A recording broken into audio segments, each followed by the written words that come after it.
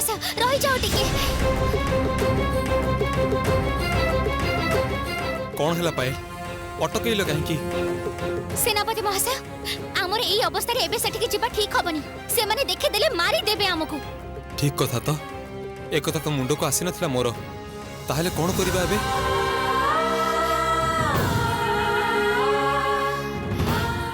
मु बरम छोटो हे जाउची। हां हां ताहा ही भला।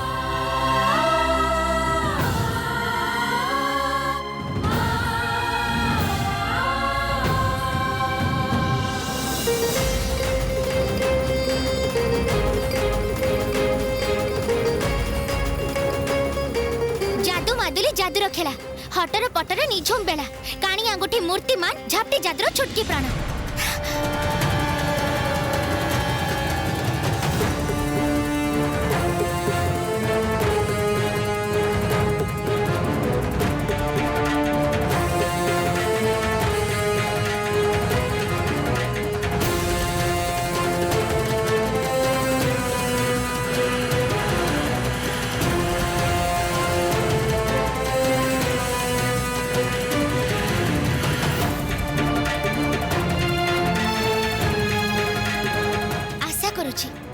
एथर मते सहजरे आउ केही भी देखि परिबेनी।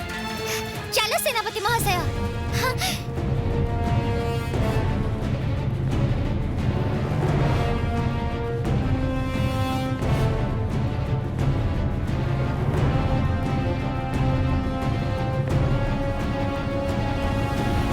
हे दिवाकर, हे सर्वभूत सृजनकारी अविनाशी जगत जीवन सृष्टिर प्राणकर्ता विधाता सर्वरोग हरणकारी प्राण शक्ति प्रदानकारी आपणको मोर शतकोटी प्रणाम। जय शक्तिदाता सूर्यदेवंकर जय। जय राक्षसराज हिडिंब मल्लंकर जय। जय शक्तिदाता सूर्यदेवंकर जय। महाराज महाराज महाराज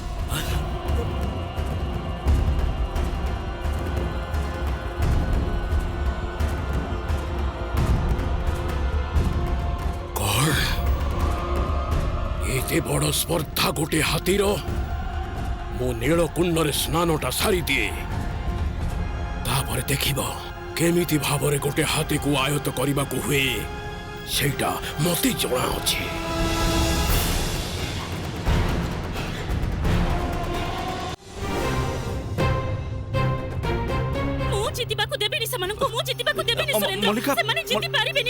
मु तुमको बुझाई कहूची तांको मुंडटा ठीक नहीं एबे तांको मुंडर किछि पसिबनी।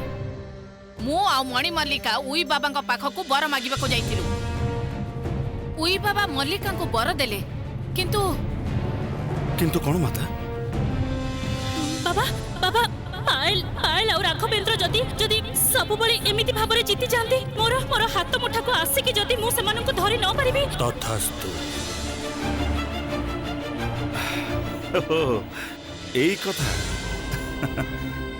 एथिपाई एते चिंता एते भावना यार तो गोटे सहज उपाय अछि।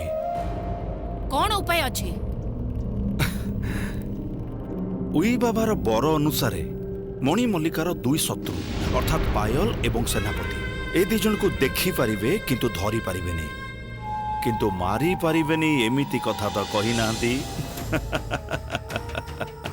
एथर मणि मल्लिका को साहाय्य करी किए जदि ए दी जन को धरी आनी पारे ताहले मन खुशी रे मणि मल्लिका पायल रो बलि देई पारिबे।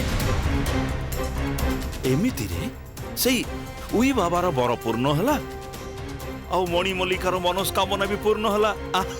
मल्लिका सतरे तो एक कथा तो मु भाबे कि देखिनी मु अकारण रे एते एते अधर्ज हेउथिली मु।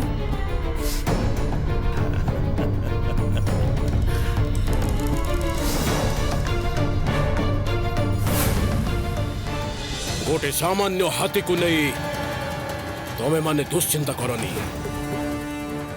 मो स्नान करी सारी मुकाबिला करिबे से उन्मत्त हाथी सहित। किंतु किंतु महाराज सेई उन्मत्त हाथी नीलकुंड आड़को आसुथिबार आमे देखिलु। राक्षस माने तांको अटकेबाको बहुत चेष्टा करिसंती महाराज, किंतु किंतु सबु चेष्टा व्यर्थ हो जाइछि महाराज। व्यर्थ हो जाइछि महाराज। राक्षस सेना मानकु प्रस्तुत रहिबाकु कुह, तापरे मु जाई देखुछि। यथाज्ञा महाराज।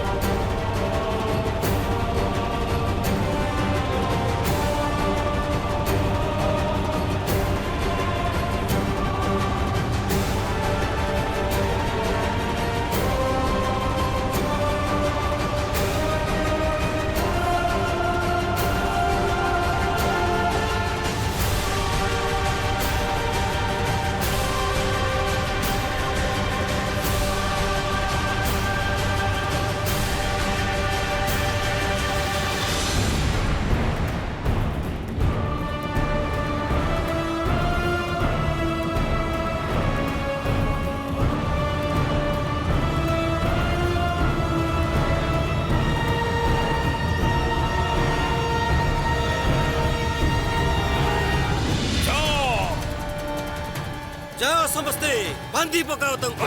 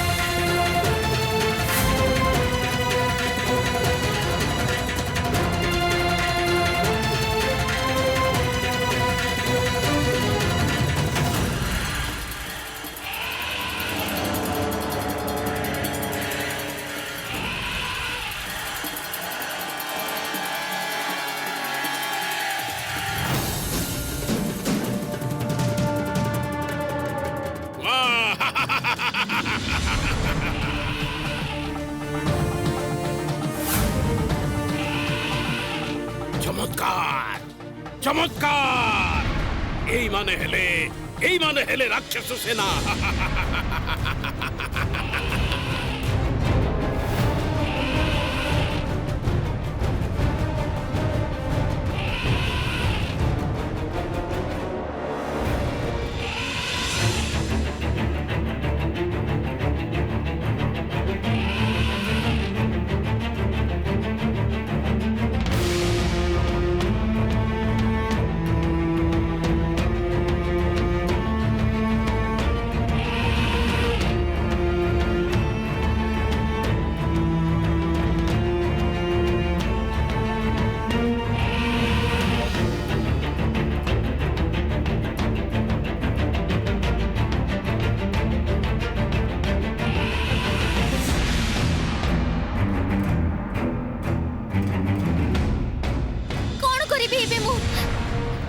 केमिति बंचेबे सेनापति महाशय को से माने जति मारी पकेबे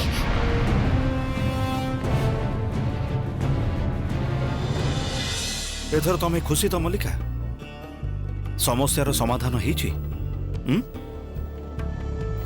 बहुत खुशी हेछि मो सुरेंद्र।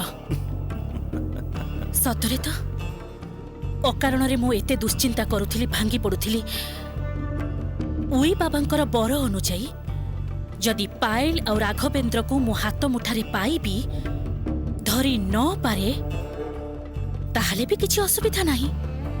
मो पई अन्य के धरी परिबो। ठीक आउ तापरे मो पायल को बळी देबी। आउ सेनापति राघवेंद्र को मु तार गला काटिबी नहले सुली रे चढ़ी देबी ताकू। एथरा किंतु पायल को धरिबा आगरु संपूर्ण भाबे प्रस्तुत होई जिबाक पड़िबो। बेसी तरबर हेले चलिबनी। किंतु मुंड ठंडा रखिबा को हबो।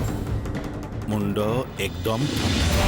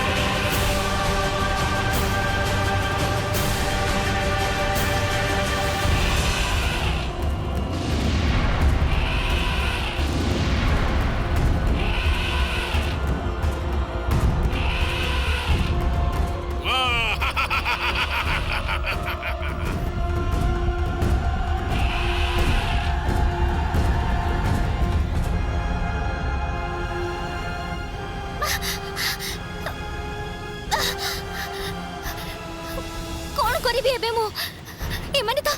ଏମାନେ ତ ବାନ୍ଧି ପକେଇଛନ୍ତି ସେନାପତି ମହାଶୟଙ୍କୁ, ନିଷ୍ଠୁରଙ୍କ ଭଳି ଢେଲା ମାରୁଛନ୍ତି। ସେନାପତି ମହାଶୟ, ତମକୁ ବହୁତ କଷ୍ଟ ହଉଛି ନା?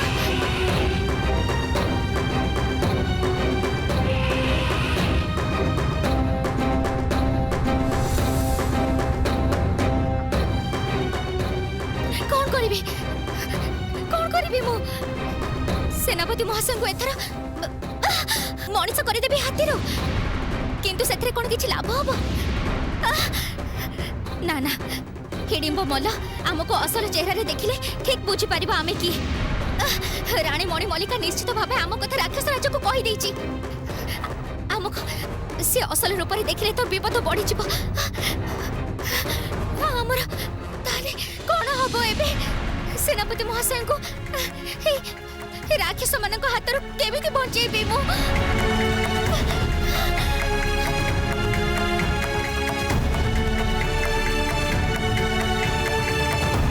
सेनापति आदेश करंतु महाराज।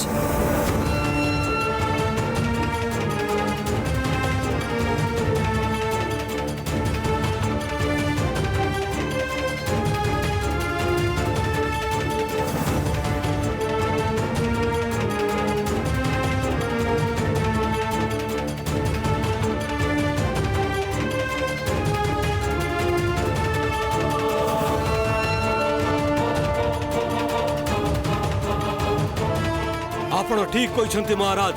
ମୁଁ ଏବେ ସମସ୍ତଙ୍କୁ ନିର୍ଦ୍ଦେଶ ଦଉଛି।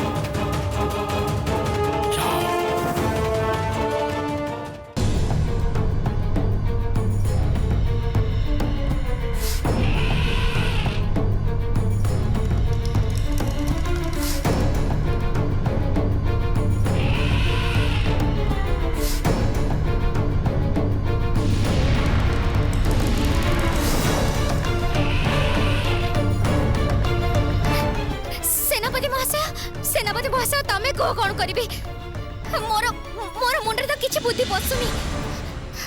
ତମକୁ ମୁଁ ବଞ୍ଚେଇବି କେମିତି? ଆଉ ନୀଳକୁଣ୍ଡ ପାଖରେ ପହଞ୍ଚିବା ବା କେମିତି? ଆଉ ନୀଳକୁଣ୍ଡ ପାଖରେ ନ ପହଞ୍ଚି ପାରିଲେ ଆମେ ରାକ୍ଷସ ମାନଙ୍କୁ ସ୍ନାନ କରିବାରୁ ଅଟକେଇବା କେମିତି?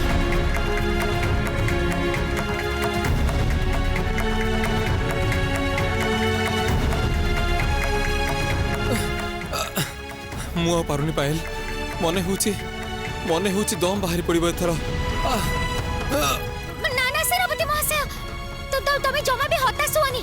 ମୁଁ ଦେଖୁଛି କଣ କରିହବ।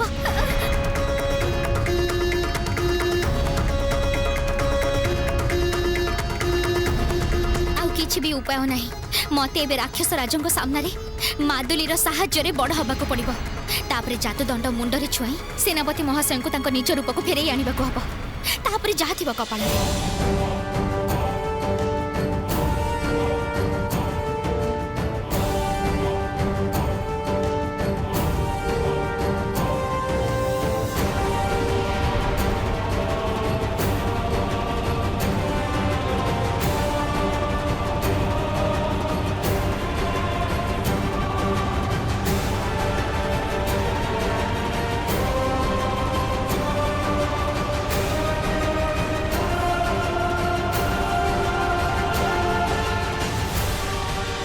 କେଜାଣି ତମେ ମଲ୍ଲିକା କଥା କଥାରେ କାହିଁକି ବହୁତ ରାଗି ଯାଉଛ?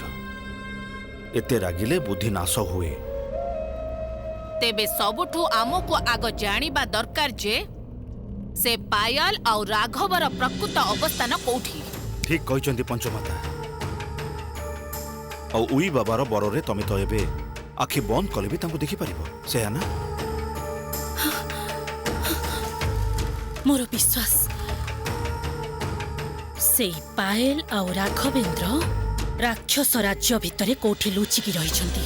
ତାହେଲେ ତ ବେଶୀ ସମୟ ଲାଗିବାର କଥା ନୁହେଁ। ତୁମେ ଆଖି ବନ୍ଦ କରି ଆଗ ଦେଖ ସେମାନଙ୍କର ଅବସ୍ଥାନଟା ଠିକରେ କୋଉଠି। ଏବେ ଯଦି ସେମାନେ ରାକ୍ଷସ ରାଜ୍ୟରେ ଥାନ୍ତି ତାହେଲେ ତମ ବାବାଙ୍କୁ କହି ସେମାନଙ୍କୁ ଧରିବାକୁ ତ ବିଶେଷ ଅସୁବିଧା ହବନି।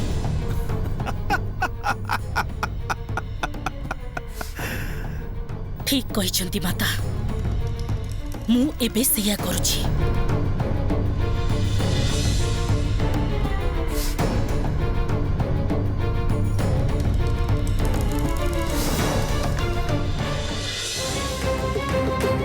किछि उपाय नहीं। एथर हमको प्रकृत रूप को फेरी आसे सेमान को सामना सामने मुकाबला करबा को पड़िबो।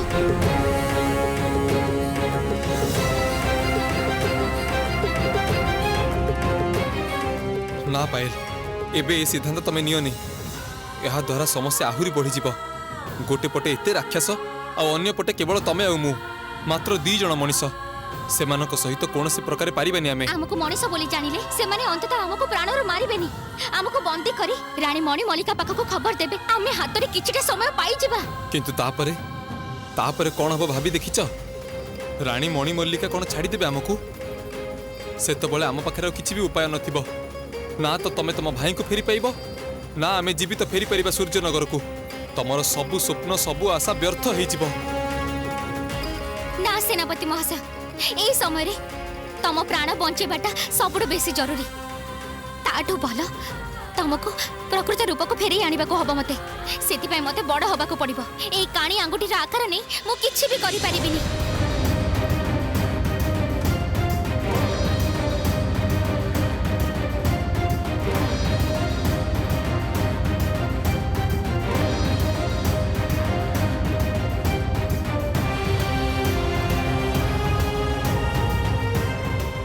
ना ना पायल जहाँ कहबा को चाहते ताहा आत्महत्या समान हो।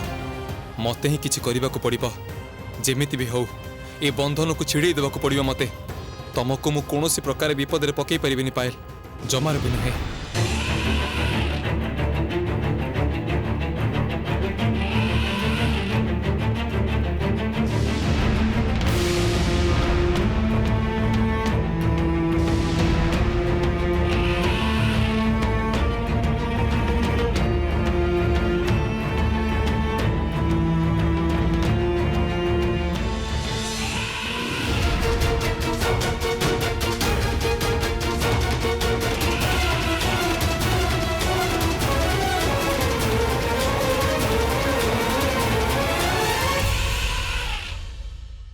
फटकाओ कैसे हाथी को। जाओ समझते।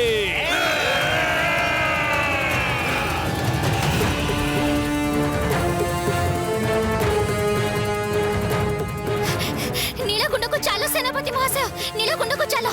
नीलकुंडर जल को शोषी सब शेष कर देबा को पड़िबो। जहा फल रे स्नान करबा को टिके भी जल पाइबेनी। आउ सेमानकर शक्ति भी फेरी आसी परिबनी। सेई हबो पायल। थरे जेतबेले सब बंधन छिंडेई परिछि आउ मते केही अटकई परिबेनी।